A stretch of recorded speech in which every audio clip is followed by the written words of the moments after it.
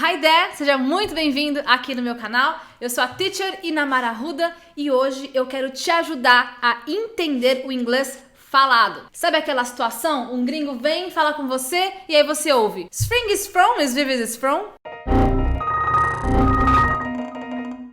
Chega disso, bora turbinar esse listening. Mas antes, eu quero te convidar para se inscrever no canal e já deixar o seu like. Se tiver alguém que você conhece que também tem dificuldades com listening e entender o inglês falado, aproveita e encaminha esse vídeo para essa pessoa também. Então vamos lá, como é que acontece esse negócio do listening, né? Você vai, abre um vídeo no YouTube e você até quer ouvir aquele vídeo e entender o que tá acontecendo. Você até quer fazer um curso lá fora. Você até quer assistir uma palestra sem aquele foninho de tradução. Você até quer participar daquela reunião. Mas aí o povo começa a falar e você não entende nada. Se esse é o seu caso, preste bastante atenção. Primeiro passo é a prática. Muita gente me diz, né? Ai, teacher, eu não tenho dom pra isso. Isso aí é muito difícil, é só pros inteligentes. Uma grande bobagem. Você precisa treinar, não tem mágica. Se você tiver contato com o inglês constantemente, é inevitável. Você com certeza terá os seus resultados. E treinar o listening não é só com música. Música é legal, é bacana, é divertido. Mas você precisa ouvir interações reais, diálogos de verdade. Mas o principal na hora de você entender o inglês falado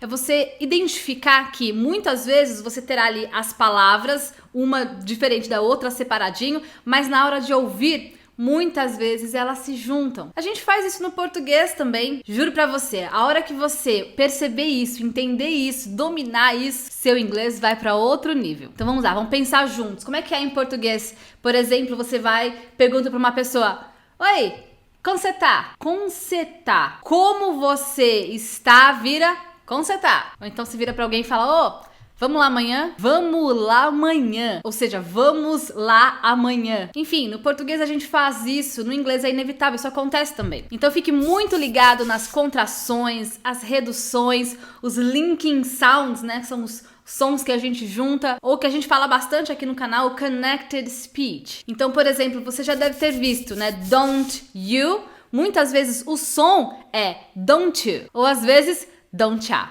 Don't ya.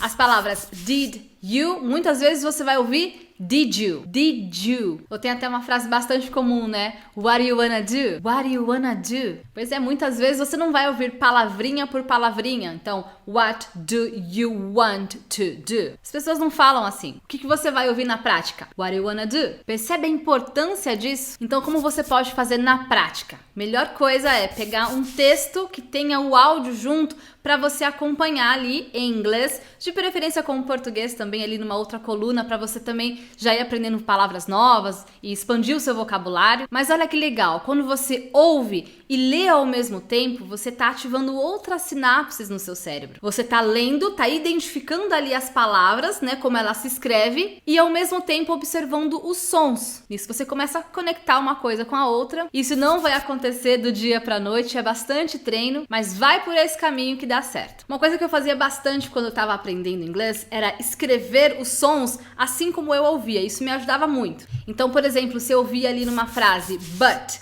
I, eu já sabia que, na verdade, o som que eu ia esperar era um but I. Nossa, mas não tem um R ali, né? Por que esse som de irá? Pois é assim que funciona. Então, quando você vai conectando isso, você já sabe, ó, but com I, o que eu vou ouvir e muitas vezes falar é but I. Então, se for facilitar pra você, escreve ali do ladinho, olha, but com I, but I. Isso acontece bastante com os T's também. Aqui na minha comunidade, a gente chama isso dos tegetarianos, né? O pessoal que não pronuncia o T, ou come o T.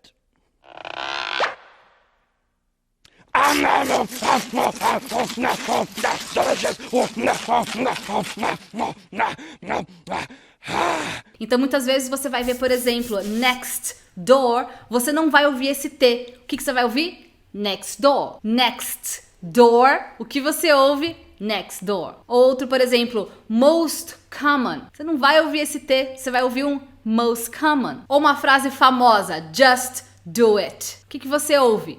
Just do it. Just do it. Não tem o T do just e não tem o T do it. Just do it. Você ouve Just do it. Tá começando a pegar o feeling? Dá pra ver a ideia? E já que a gente tá falando de prática, que tal você praticar com um podcast? Áudio pra você praticar o que não falta, inclusive no meu podcast. Se você não acompanha, inamara.com/podcast. Ali tem muito conteúdo diferente, além de entrevistas que eu faço com algumas pessoas, também tem o nosso papo semanal com a minha amiga Heather do Canadá, onde a gente fica ali conversando, papeando e uma grande oportunidade para você praticar o seu listening com sotaque canadense. Toda semana tem um áudio novo disponível lá para você acompanhar o nosso bate-papo 100% em inglês. E se você também quiser acompanhar os textos com o áudio que eu falei para você, tem um material gratuito no meu blog para você fazer isso, lá no inamara.com. Eu vou deixar o link aqui embaixo para você. Lá você vai identificar dezenas de artigos onde eu disponibilizo um videozinho rápido, às vezes 2, 3 minutos,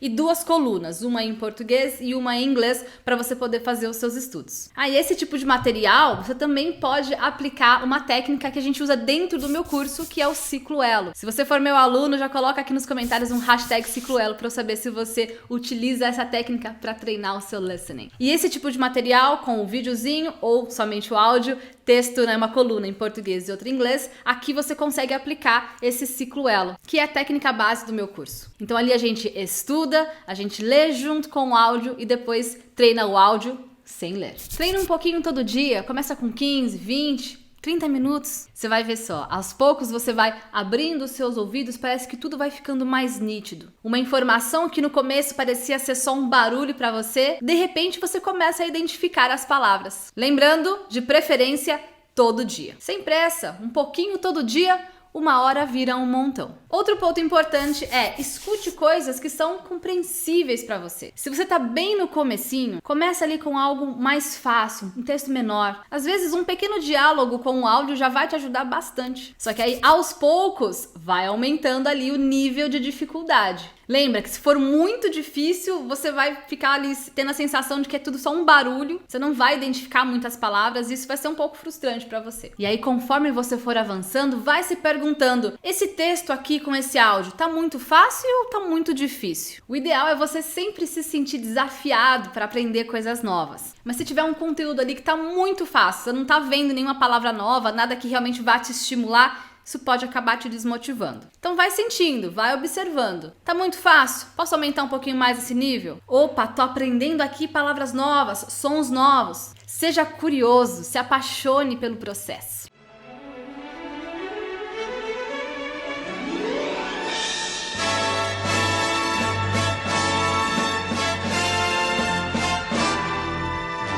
E uma coisa que é legal também é você sempre variar bastante os sotaques. Isso é algo aqui que eu sempre faço muita questão de enfatizar com os meus alunos. O ideal é que você não seja um aluno engessado, ou seja, você só consegue entender um tipo de inglês. Inglês é um idioma muito variado, você não tem só inglês americano, inglês britânico, tem inglês do Canadá, tem da Nova Zelândia, da Austrália, África do Sul, e dentro de cada país também tem ali os seus sotaques, assim como a gente tem no Brasil. No norte fala de um jeito, no sul fala de outro. Olha um carioca, olha um paulista. É natural que tenha essas variações, mas você como um aluno esperto, você tá sempre de olho ali, observando, afiando o seu listening, afiando os seus ouvidos para os sotaques mais variados. Dentro do meu curso, por exemplo, os meus alunos têm acesso a 5 sotaques diferentes ao longo dos 26 módulos. Então, além do meu sotaque, sou brasileira, a gente também observa o sotaque de canadense, tem dos Estados Unidos, da Inglaterra, África do Sul e o meu. Então são 5. Eu,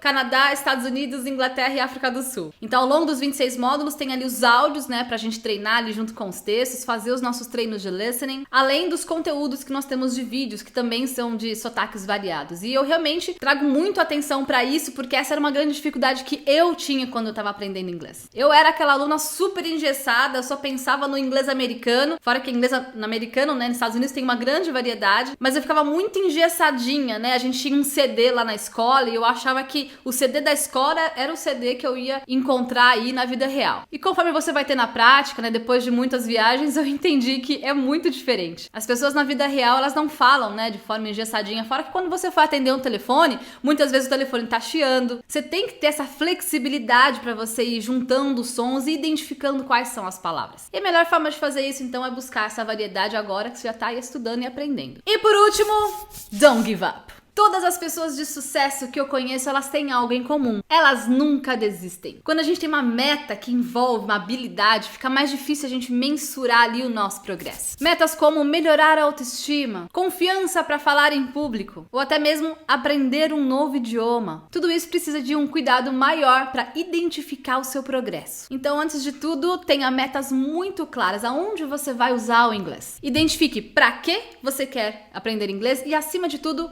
por quê? Quando você identifica o seu porquê, você identifica as suas motivações. Motivação vem de motivo. Então, qual que é o motivo? Quais são os seus porquês? Como você vai contribuir com o mundo? Qual que é o seu propósito? A partir daí, você identifica as evidências, aquelas situações que vão comprovar que você atingiu o seu objetivo. Lista aí todas elas. E aqui com o aprendizado de idioma tem um negócio interessante. Chega um determinado momento que parece que você tá num platô, parece que você não tá evoluindo. Você já sentiu isso? Conta aqui pra mim nos comentários. Parece que você tá ali, você escuta e parece que não vai pra frente. Só que eu te digo que isto é uma ilusão. Na verdade, você tá melhorando, mas a sua percepção da melhora, ela acontece em saltos. Você passa ali algumas semanas ou alguns meses praticando e aí de repente, bum! Parece que seus ouvidos abrem e aí então você consegue compreender melhor. E aí você vai perceber que no início as evidências da sua evolução elas são mais claras, mas depois de um tempo isso vai acontecer em saltos. E aí eu te digo, don't give up.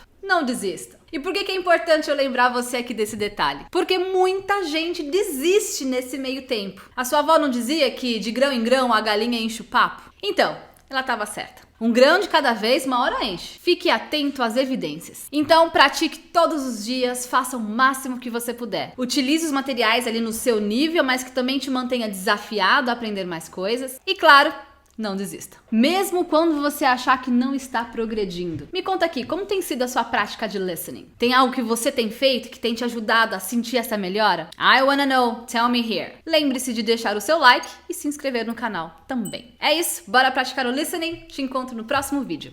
See you!